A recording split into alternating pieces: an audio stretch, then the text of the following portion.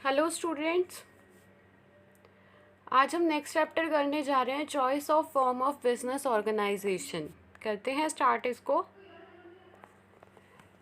First है selection of form of business organisation, कि अगर हम अपना बिजनेस स्टार्ट करने जा रहे हैं तो हम कौन सी फॉर्म अडॉप्ट करें, कौन सी हमारे लिए ज़्यादा सूटेबल रहेगी जो भी हम बिज़नेस स्टार्ट करने जा रहे हैं। तो प्रोफेसर एल.एच. हैनी ने कुछ फैक्टर सजेस्ट किए हैं जिनको बिज़नेस को स्टार्ट करने में, उसका सिलेक्शन करने में ध्यान में रखना चाहिए। फर्स्ट है कैपिटल रिक्वायरमेंट। किसके ऊपर डिपेंड रहती है ये? साइज़ और नेचर ऑफ द बिज़नेस, की बिज़नेस का कितना साइज़ है और कैसा नेचर है। अगर वो मैन्युफैक्चरिंग कंसर्न है, मैन्युफैक्चरिंग कंपनी में ज़्यादा कैपिटल की नीड होती है as compare to retail shop. अब जो सोल प्रोप्राइटरशिप है, जहाँ पे सिंगल ओनर होता है, उसमें तो लेस कैपिटल, मतलब कम कैपिटल की ज़रूरत होती है। पार्टनरशिप में मोर कैपिटल रिक्वायर्ड। अगर कंपनी में कैपिटल इन्वेस्ट करने के लिए बहुत सारे लोग होते हैं, अगर हमें दूसरों की हेल्प चाहिए तो हमारे लिए कंपनी ज़्यादा सूटेबल है। सो ये हर एक फॉर्म के बारे में बताया गया है इसमें, किसके लिए क्या चीज़ सही है, तो उस अकॉर्डिंग हम अपने बिजनेस का सिलेक्शन कर सकते हैं। नेक्स्ट है लाइबिलिटी ऑफ ऑनर्स। पता है आपको, या तो लाइबिलिटी अनलिमिटेड होएगी या लिमिटेड होएगी। So liability of owners depends on the risk. Minimum risk appear good to the owners. अगर रिस्क कम होएगा तो अच्छी बात है एक तरह से ओनर के लिए। सो liability of sole proprietorship and partnership is unlimited. इनकी लाइबिलिटी क्या है? अनलिमिटेड। कैसे, क्या होता है अनलिमिटेड? कि अगर इनको फ्यूचर में कोई भी डेब्ट्स पे करने पड़ जाते हैं और अगर ये उनको पे नहीं करते तो इनकी प्राइवेट प्रॉपर्टी भी सेल हो सकती है, इनकी प्राइवेट प्रॉपर्टी भी यूज़ हो सकती है उस लाइबिलिटी को पूरा करने के लिए। पर अगर कंपनी है, कंपनी की लाइबिलिटी क्या रहती है? लिमिटेड। सो कंपनी ऑर्गेनाइजेशन तभी सिलेक्ट करनी चाहिए जब हमको ज़्यादा रिस्क हो, कि लॉस के चांसेस भी हो सकते हैं। और सोल प्रोप्राइटरशिप और पार्टनरशिप तब अडॉप्ट करना चाहिए जब लेस रिस्क हो। नेक्स्ट है फैसिलिटी इंफॉर्मेशन। जो सिलेक्शन करते हैं हम बिजनेस ऑर्गेनाइजेशन का, वो इनसे भी इफ़ेक्ट करता है कि एस्टैब्लिशमेंट के टाइम कितनी ज़्यादा फॉर्मेलिटीज़ करनी पड़ती है। जैसे जॉइंट स्टॉक कंपनी में हमको एक्सपर्ट पर्सन भी चाहिए होती है, कैपिटल की भी रिक्वायरमेंट होती है। सो बहुत सारी फॉर्मेलिटीज़ हमको करनी पड़ती है एस्टैब्लिशमेंट के टाइम। अगर ओनर ये सब कुछ कर सकता है तो उसको कंपनी का सिलेक्शन करना चाहिए, वरना सोल प्रोप्राइटरशिप, HUF, पार्टनरशिप, वरना इनको सिलेक्ट करें अगर उसको फॉर्मेलिटीज़ वगैरह नहीं चाहिए। नेक्स्ट है कॉन्टीन्यूटी एंड स्टेबिलिटी। अब कंपनी क्या है? कंपनी को तो में कोई भी मेंबर आ रहा है, जा रहा है, ज्वाइन कर रहा है, क्विट कर रहा है, कंपनी को कोई फ़र्क नहीं पड़ता। सो कंपनी तो है कॉन्टिन्यू और स्टेबल ही रहेगी। पर पार्टनरशिप और सोल प्रोप्राइटरशिप में ऐसा कुछ नहीं होता, ये उनको अफेक्ट करती है। अगर किसी भी मेंबर की डेथ हो जाती है तो बिज़नेस बंद भी हो सकता है। सो कंपनी ज़्यादा सूटेबल रहेगी कॉन्टीन्यूटी और स्टेबिलिटी के पॉइंट ऑफ व्यू से। नेक्स्ट है टैक्स लाइबिलिटी। अगर टैक्स लाइबिलिटी कम हो तो ये सबसे ज़्यादा बेस्ट चीज़ है। जो कंपनी है उसमें ज़्यादा टैक्स लाइबिलिटी है, स्मॉल बिजनेस होते हैं उसमें टैक्स लाइबिलिटी कम रहती है। So sole proprietorship and partnership ज़्यादा सूटेबल है टैक्स लाइबिलिटी के मामले में। नेक्स्ट है मैनेजरियल नीड्स। मैनेजरियल और एडमिनिस्ट्रेटिव नीड्स इन्फ्लुएंस करती है इस डिसीज़न को लेके। अगर बिजनेस है लोकल नेचर का और उसको सिंगल इंडिविजुअल हैंडल कर सकता है तब तो सोल प्रोप्राइटरशिप। अगर बिजनेस है वाइड और उसको थोड़े बहुत पर्सन ही उसको चला सकते हैं ईजिली, तो पार्टनरशिप। अगर बिजनेस है लार्ज बिजनेस, उसके लिए एक्सपर्ट्स चाहिए, तो कंपनी का सिलेक्शन करते हैं, क्योंकि कंपनी में तो एक्सपर्ट्स चाहिए, डिसीजंस लेने पड़ते हैं, सारी एक्टिविटीज़ बंदा खुद नहीं कर सकता। नेक्स्ट है flexibility. Capacity to absorb change according to the change situation. Flexible, कि कौन एक, जब इन्वायरमेंट है बहुत जल्दी चेंज होता है, उसको कौन कितना जल्दी और कितना ईजिली अडॉप्ट करता है, किसमें ज़्यादा फ्लेक्सिबिलिटी है, वो चीज़ है। अब छोटा बिजनेस होएगा वो तो जल्दी अडॉप्ट कर लेगा चेंजेस को। सो सोल प्रोप्राइटरशिप को बेस्ट माना गया है, जहाँ पे पार्टनरशिप और कंपनी को थोड़ा टाइम लगता है उन चेंजेस को अडॉप्ट करने में। नेक्स्ट है स्केल ऑफ प्रोडक्शन। अगर स्केल ऑफ प्रोडक्शन लार्ज है, मॉडर्न टेक्निक्स यूज़ की जा रही हैं प्रॉफिट अर्न करने के लिए, तब कंपनी ज़्यादा सूटेबल है। नेक्स्ट है लीगलिटी।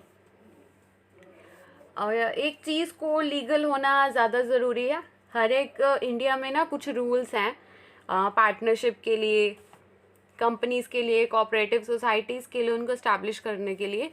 सो इन रूल्स को ध्यान में रखते हुए भी बिज़नेस स्टार्ट करना चाहिए। So rules and regulation governing the business, कि एक बिज़नेस तभी प्रॉपरली रन कर पाएगा अगर प्रॉपर रूल्स और रेगुलेशंस होंगे, उसके लिए प्रॉपर लॉज को फॉलो किया जाएगा। नेक्स्ट है नीड ऑफ सीक्रेसी। अब सोल प्रोप्राइटरशिप ही बेस्ट रहता है सीक्रेसी के मामले में तो क्योंकि जो ये पार्टनरशिप और कंपनी होते हैं यहाँ पे तो सीक्रेसी बिल्कुल भी नहीं रहती, इतने सारे लोग इन्वॉल्व होते हैं, तो यहाँ पे तो कोई सीक्रेट रह ही नहीं सकती कोई चीज़। नेक्स्ट है basic factors to be considered for starting a business enterprise. Business enterprise के कुछ फैक्टर्स बताए गए हैं यहाँ पे स्टार्ट करने के लिए। मेन डिसीजंस जो एंटरप्रेन्योर लेता है एक बिजनेस को कमेंस करने में। फर्स्ट है सिलेक्शन ऑफ द बिजनेस। पहला डिसीजन तो यही लिया जाएगा कि हमको बिजनेस करना किस चीज़ का है। सो एक बार बिजनेस स्टार्ट हो गया तो उसमें चेंजेस करने थोड़े मुश्किल हो जाते हैं। सो पहले ये सिलेक्ट करना पड़ेगा कि हमको किस तरह का बिजनेस करना है। ट्रेडिंग बिजनेस करना है, मैन्युफैक्चरिंग करना है, या सर्विसेज वाला करना है। सो ये सब कुछ हमको पहले डिसाइड करना पड़ेगा। नेक्स्ट है स्केल ऑफ बिजनेस। बिजनेस का सिलेक्शन करने के बाद उसका साइज़ को डिटरमाइन किया जाएगा कि अगर उसका साइज़ लार्ज है तो कितनी per unit cost of production चाहिए होगी, रिसोर्सेज कहाँ से अवेलेबल होंगे। सो ये सारी चीज़ें ध्यान में रखनी पड़ेगी और रिस्क एलिमेंट भी इन्वॉल्व होएगा। रिस्क का भी बहुत ज़्यादा इंपॉर्टेंट रोल है। अगर बिज़नेस प्रॉपरली रन कर रहा है तो उसका स्केल ऑफ बिजनेस भी बढ़ाएंगे। तो स्केल ऑफ बिजनेस बढ़ाते टाइम कुछ फैक्टर्स का ध्यान रखना पड़ता है, जैसे factors of production, managerial competency, inherent risk, इन सबको कंसिडर किया जाता है। नेक्स्ट है प्लेस ऑफ बिजनेस। अब इसका सिलेक्शन भी करना बहुत ही बड़ा डिसीज़न है कि किस जगह पे हमारा बिज़नेस एस्टैब्लिश हो रहा है। जैसे अगर मैन्युफैक्चरिंग बिजनेस का सोचते हैं हम, तो वो कहाँ पे अप्रोप्रिएट होएगा, जहाँ पे रॉ मटेरियल आसानी से अवेलेबल हो, क्लाइमेट उसके अकॉर्डिंग सूटेबल हो, लेबर सस्ती हो और आसानी से अवेलेबल हो, ट्रांसपोर्टेशन चार्जेस कम लगे, मार्केट पास में हो, बैंकिंग फैसिलिटीज़ ईजिली अवेलेबल हो। तो इन सब का ध्यान रखना पड़ेगा बिजनेस के सिलेक्शन के टाइम। नेक्स्ट है फॉर्म ऑफ ऑर्गेनाइजेशन, और you can say form of business organisation. Place decide करने के बाद हमको कौन सी बिजनेस ऑर्गेनाइजेशन करनी है, वो सोल प्रोप्राइटरशिप करनी है, पार्टनरशिप करनी है, या जॉइंट स्टॉक कंपनी। हर किसी की अपनी मेरिट्स और डीमेरिट्स हैं, जो कि हम पहले अभी हमने ये फैक्टर्स नहीं पढ़े, उन सब में एक्सप्लेन की ही गई है, तो वही सारी चीज़ें इसमें आ जाएंगी। Next determination of organisation structure. अब हमारा ऑर्गेनाइजेशन का स्ट्रक्चर कैसे होना चाहिए, जो रिलेशनशिप होंगे हमारे लोगों के साथ, जो भी ऑर्गेनाइजेशन में काम होंगे, वो कैसे होने चाहिए। अब various post are form to perform the activities for fulfilling the objective of the organisation. वहाँ पे लोगों को अपॉइंट करा जाता है उन पोस्ट पे। सो कौन सा स्ट्रक्चर, कौन सी फॉर्म सही रहेगी, line organisation, line and staff organisation, functional organisation, committee organisation, हर एक की अपनी मेरिट्स और डीमेरिट्स है। सो इन डीमेरिट्स और मेरिट्स को ध्यान में रखते हुए ऑर्गेनाइजेशन स्ट्रक्चर को डिसाइड किया जाएगा। नेक्स्ट है अरेंजमेंट ऑफ पर्सनल, मतलब अब लोगों को अपॉइंट किया जाएगा, एम्प्लॉयज़ को रखा जाएगा। एक रॉन्ग अपॉइंटमेंट पूरे इन्वायरमेंट को ख़राब कर सकती है, तो ये भी चीज़ बड़े ध्यान से करनी पड़ती है। कैसे होती है, अपॉइंट कैसे करते हैं, employment agencies, educational institution, labour unions का बहुत बड़ा हाथ रहता है जॉब्स को फुलफ़िल कराने में। और जो रिक्वायर्ड कैंडिडेट्स होते हैं जो कि एडवर्टीज़मेंट्स के थ्रू आते हैं, सो उनका इंटरव्यू लिया जाता है, उसके बाद उनको सिलेक्ट किया जाता है, उनको ट्रेनिंग दी जाती है, फिर उनका सिलेक्शन होता है। सो ये चीज़ में ध्यान रखना पड़ता है कि वो पर्सन मतलब a person is selected for the right job. हो गया क्लियर यहाँ तक? आगे चलते हैं फाइनेंशियल प्लानिंग। कैपिटल तो सबसे ज़्यादा ज़रूरी है हर एक बिजनेस में। Capital is the blood of business. अब कितनी क्वांटिटी में, कहाँ पे, किस जगह पे अवेलेबल है, इसका ध्यान रखना पड़ता है। एक बिज़नेस तभी सक्सेसफुली रन होएगा जब उसके पास सफिशिएंट कैपिटल होएगी। कैपिटल की ज़रूरत क्यों पड़ती है?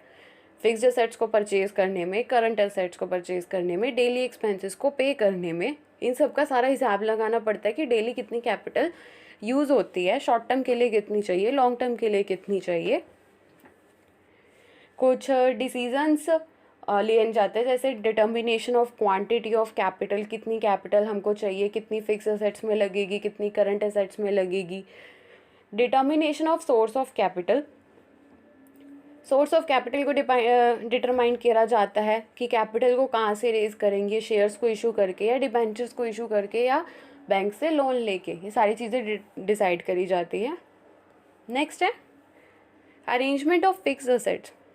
कैपिटल तो अरेंज कर ली, पर अब जो लैंड है, बिल्डिंग है, प्लांट, मशीनरी, ये सब भी तो अरेंज करना पड़ेगा, तभी तो एक बिज़नेस स्टार्ट होएगा। अगर हमारे बिज़नेस का साइज़ बड़ा है, लार्ज है, तो हमारी रिक्वायरमेंट भी ज़्यादा होंगी। सो जैसे कि अगर मैन्युफैक्चरिंग बिज़नेस है तो उसके लिए large amount of fixed assets चाहिए होगा। इन एसेट्स को परचेज भी करना पड़ता है, लार्ज इन्वेस्टमेंट भी करनी पड़ती है, और इनको ईज़िली चेंज भी नहीं किया जा सकता। सबसे ज़्यादा डिफ़िकल्ट काम है इनको चेंज करना। सो इन सबको सिलेक्ट करने में अच्छे से सिलेक्ट करना चाहिए, जो भी सारे फैक्टर्स को माइंड में रखते हुए। नेक्स्ट है प्लांट लेआउट। अब हमने मशीन्स खरीद ली और इक्विपमेंट खरीद लिए, अब इनको इंस्टॉल भी तो करना है फैक्ट्री में। फैक्ट्री भी एक प्रॉपर प्लेस पे होनी चाहिए जहाँ पे लेबर्स को दिक्कत ना है मशीन पे काम करने में। मटेरियल अच्छा होना चाहिए, ना मटेरियल वेस्ट भी नहीं होना चाहिए, और फ्लो ऑफ वर्क कंटिन्यू चलना चाहिए, यूटिलाइजेशन, प्रॉपर यूटिलाइजेशन हो मशीनरी का। ये सारी चीज़ें ध्यान में रखनी पड़ती है प्लांट लेआउट में। उसके बाद क्या करेंगे हम? उसके बाद बिज़नेस को लॉन्च करेंगे।